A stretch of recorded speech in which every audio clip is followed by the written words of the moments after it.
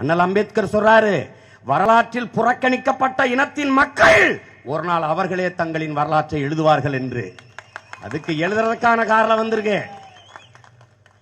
ஏய், நம்ம அப்பத்தாவுக்கு சிலை எங்க இருக்குன்னு பாரு. அரண்மனை வாசல்ல அரை ஆளாக்கு தண்டி இவ்வளவு வச்சிருக்கான். ஏறி மாலை போட படிக்கட்டு இல்ல. நுட்பமாக கவனிச்சுக்க நீ.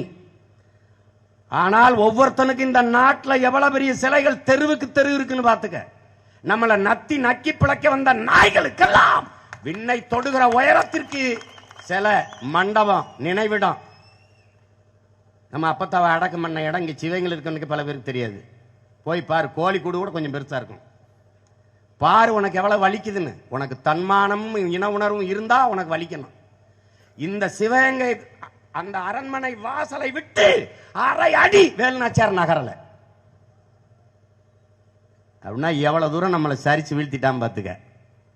எந்த வெள்ளக்காரனை எதிர்த்து நம்ம பாட்டி புரட்சி செய்தாலோ அதே வெள்ளக்கார நிலத்திலே நாம் தமிழர் கட்சி தொடங்கப்பட்டு வீரத்தமிழர் முன்னணி ஆரம்பிக்கப்பட்ட உடனே ஐக்கிய வீரத்தமிழர் முன்னணி ஆண்டுதோறும் நடத்துற பொங்கல் விழாவிலே நமது பாட்டியார் வேலுநாச்சியார் படம், பெருமன்னர்கள் மருதுபாண்டியர் படம், பாட்டன் பூலித்தேவன் படம், முப்பாட்டன் தீரன் சின்னமலை படம், அழகுமுத்துக்கோன் படம், எல்லாரும் படங்களையும் வைத்து அந்த வெள்ளைய நாட்டிலே, பிரிட்டிஷ் நாட்டிலேயே படம் வச்சு கொண்டாடிட்டான்.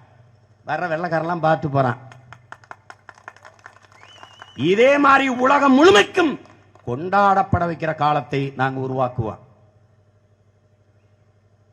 நினைச்சு பாரு, பாட்டி கணவனை பார்த்துட்டு காளையார்கோவில் கோயிலிருந்து தப்பிச்சு போகணும்னு தப்பிச்சு போற போது திரட்டி போறான் வெள்ளக்காரன். அடுத்து வேலுநாச்சியாரை கொன்றணும்னுட்டு போற போது வழியில பாடுற உடையாள்கிட்ட கேட்கிறான், வேலுநாச்சியார் எந்த பக்கம் போனான்னு. தெரியும், சொல்ல முடியாதுன்றா. ஒரே வெட்டா வெட்டினான்.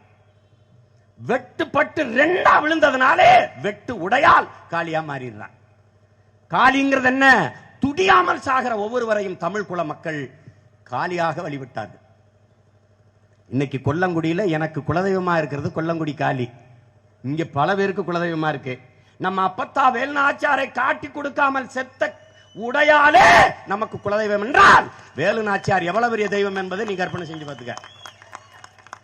அந்த வேலுநாச்சியார் தமிழ் பெருங்குலத்தினுடைய குலதெய்வமாக கொண்டாடப்படக்கூடிய காலம் விரைவில் உருவாகும். தமிழகத்தின் தெருக்கலங்கும் என் பாட்டி வேலுநாச்சியார் வாழும் வேலுமேந்தி நிற்கிற சிலைகள் நிறுவப்படும். மாதர்குல மாணிக்கமாக தமிழ் குல பெண்களின் குல விளக்காக இருக்கிற எமது அருமை பெரும்பாட்டியின் புகழை உலகம் அறிய செய்வோம்.